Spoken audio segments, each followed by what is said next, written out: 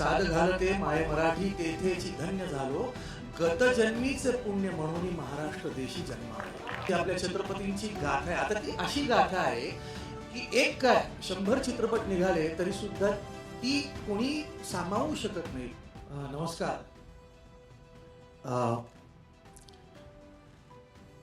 अंगावरचा शहारा कधीच खोटं बोलत नाही, कारण शहारा कधीच पैसा देऊन येत नाही.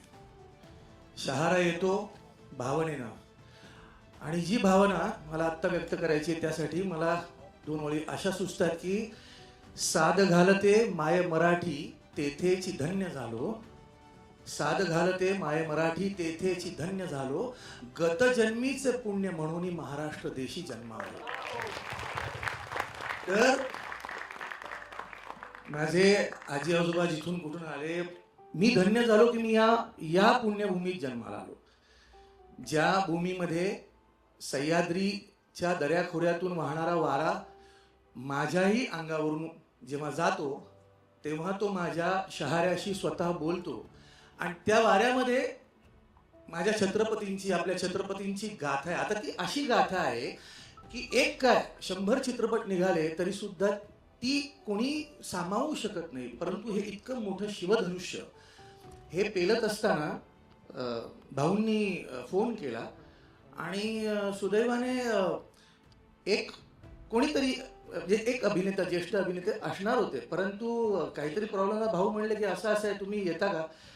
आणि मी आलो आणि मी काम केलं, आणि आज या क्षणी इथे उभं राहिलेलं असताना जेव्हा मी ट्रेलर पाहिला तेव्हा मला धन्य झाल्यासारखं वाटलं.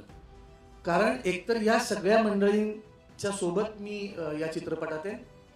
त्या व्यतिरिक्त आपण म्हणू ना की जिथे पृथ्वी स्वतः थाळ बनून उभी आहे आणि सूर्यचंद्र त्या तेजाची आरती गात आहेत, त्या आरतीतलं एक छोटंसं फूल, एक छोटंसं, शेवटी त्याचं निर्माल्य झालं तरी ते माझ्या देवाच्या चरणी, ते माझ्या राजाच्या चरणी जर अर्पण करता आलं तर किती सुंदर गोष्ट आहे. या कारकीर्द नट असणं आणि अभिनेता असणं हे सगळं एकीकडे, आणि अशा चित्रपटाचा, राजाचा, आपल्या छत्रपतींचा इतिहास सांगताना त्याचा एक छोटासा भाग होणं हे अत्यंत महत्त्वाचं आहे. आणि ते भाग्य माझ्या नशिबी आलं. यासाठी मी रोहन मापुसकर याचे कास्टिंग डिरेक्टर, याचे लेखक प्राजक्त देशमुख, ज्यांचे शब्द मी बोललोय, आणि रितेश भाऊ आणि जनिलिया वहिनी, मी तुमचे आभार व्यक्त करतो की मला तुम्ही निवडलं यासाठी.